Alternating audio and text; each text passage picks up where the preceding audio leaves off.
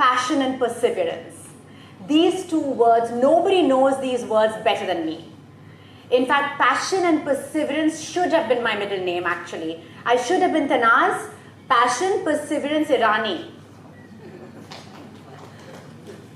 Because to me, life started for me at the age of 6. Passion to me was everything that happened in my gut. The passion to be an actress. You know that insatiable feeling that you get in the gut, that you have to become this actress come what may. And you're not going to stop till you reach that finishing line. It's like a derby horse with blinders on and all you can see is the winning line. And then if your saddle is called perseverance, then that's the jockey that's going to see you there at the end. Finished. Number 1 or number 2, whatever it is, but you're going to reach that goal. I know everyone has a passion. I know that everyone's going to persevere. I know that everyone has commitment and you got to have consistency. But for me, these are all adjectives thrown all around the place. I want it to be a little more deep. For me to tell you about my story is just going to be my story, right? I want it to be my story so that you back there are going to take home something. I want my story to ring in your ears on the days that things don't go well.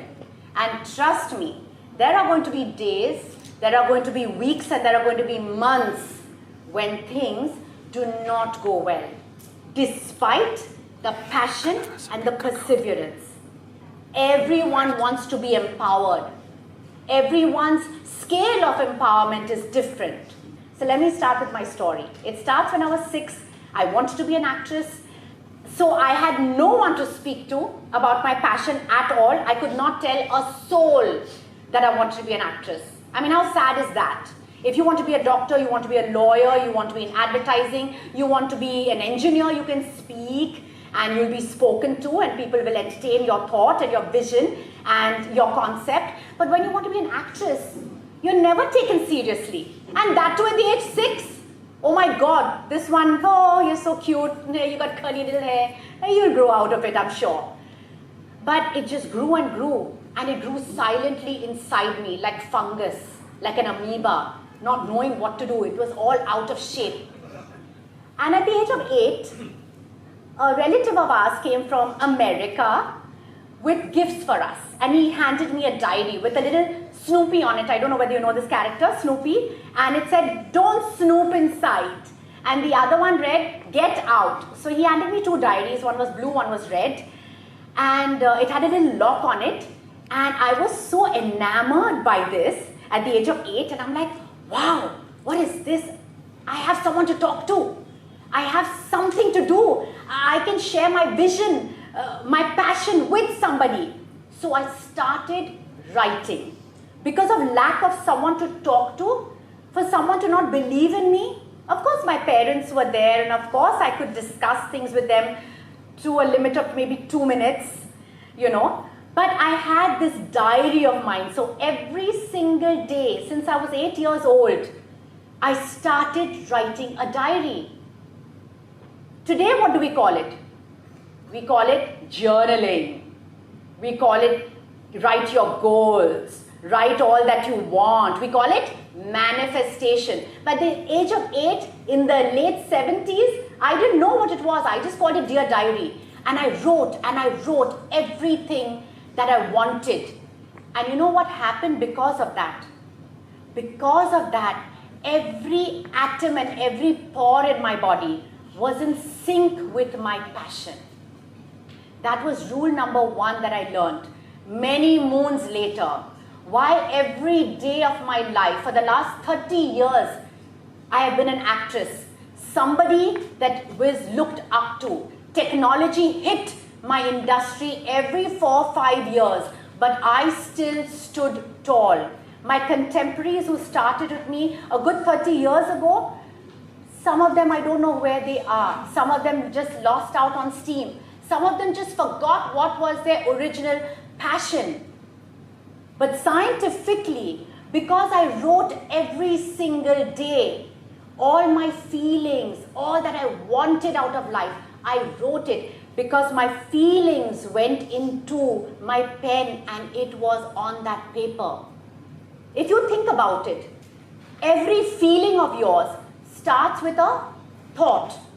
If you think of a sad song, what happens? You feel sad. If you think of a happy moment like a birthday party or when you met the man of your dreams, what happens? You smile. You feel happy.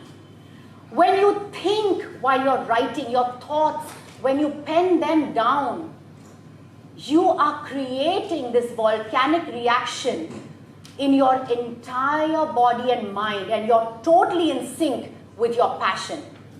And this comes in handy on the days when you're feeling down, when the days you want to give up, but you don't have to worry.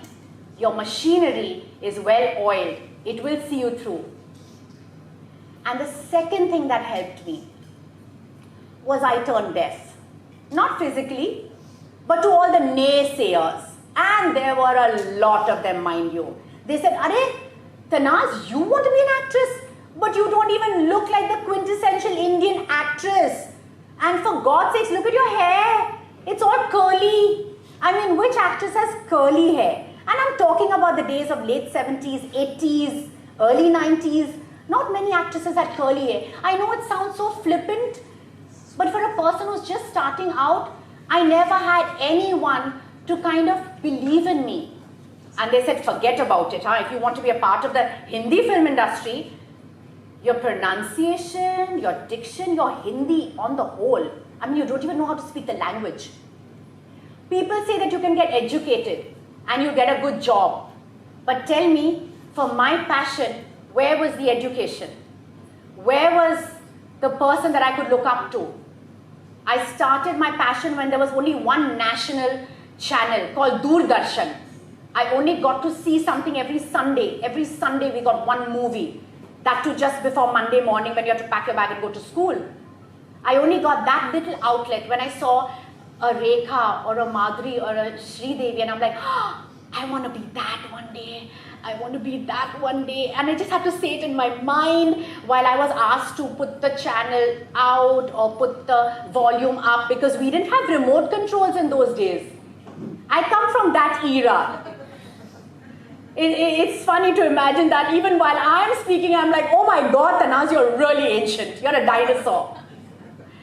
But technology hits and I'm still there. I started when there was only Doordarshan, and then Z and Star and Color TV, and then we got Instagram, and we got Reels, we got smartphones, we got editing online, and now we've got the web series, but I'm still here.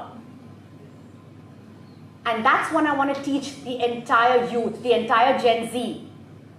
Don't complicate your life. Don't complicate it. Take my example. Anything that you want, anything, write it down. You don't have to have the resources. I didn't have the resources. Did I have any resources? Did I have anyone to help me? Did I have anyone to mentor me? Did I have anyone to hold my hand? No. Did I have the looks? No. Did I have the hair? No. Did I even know Hindi? No. But I was resourceful. I made that diary my best friend. And anyone who would say anything to us, we would pick them up like that fly in the soup and swat them out. We don't need you. You're not part of our dream. You're not part of our plan. And the naysayers who made fun of me, well, what happened to them? My curly hair became my GPS. That's right, it became my GPS. You put me anywhere in any scene, in any crowd, they could only point out, oh, that's Tannaz.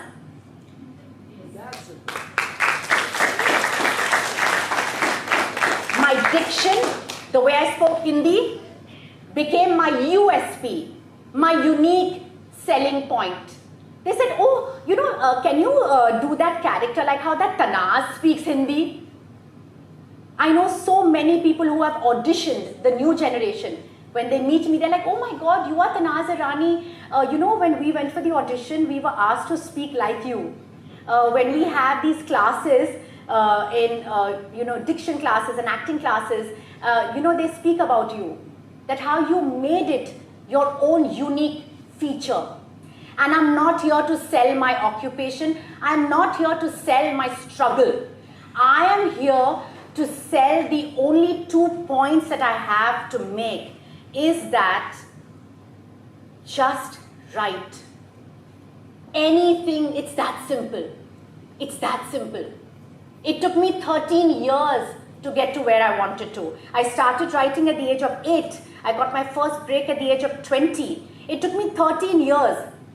But 13 years of unadulterated, absolute perseverance for my passion, which today, for the last 30 years, I'm totally empowered with.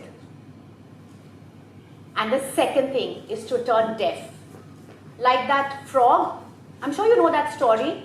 It made a great impact on me.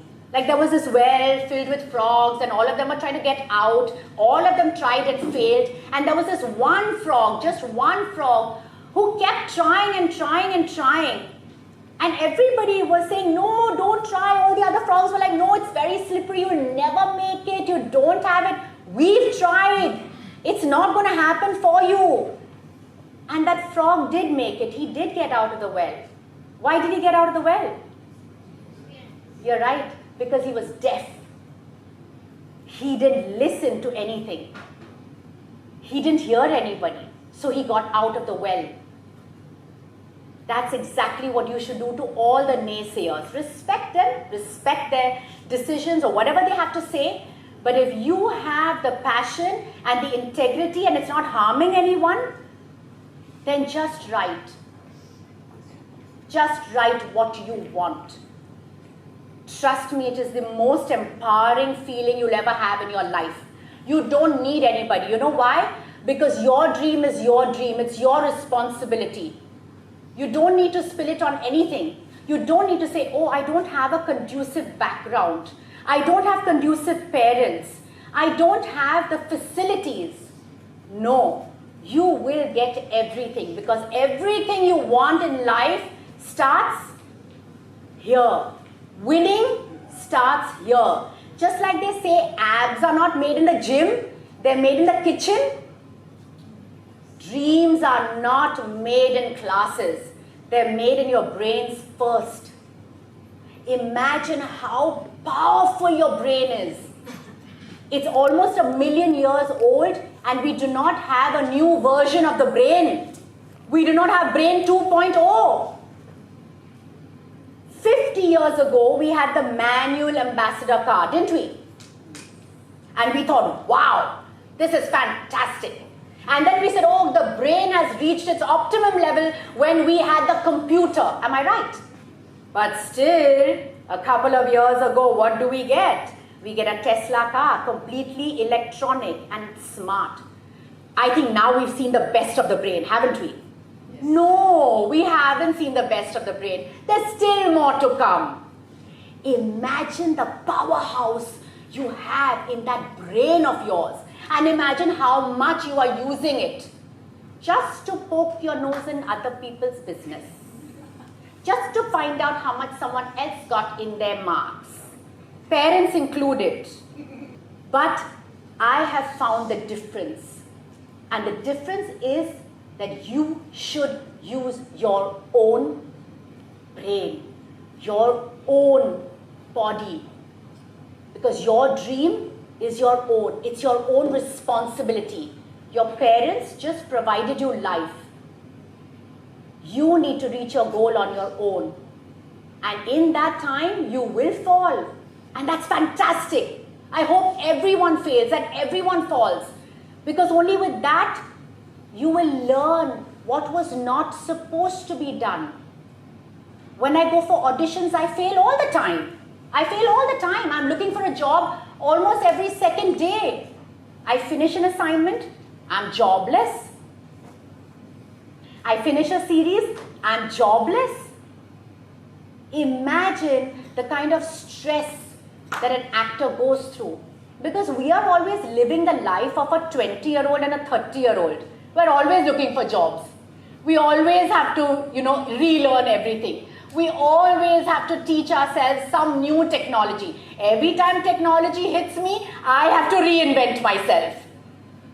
It's a difficult job, but I couldn't have got it done if I didn't write every day, and if I didn't turn deaf, and if I didn't believe in myself.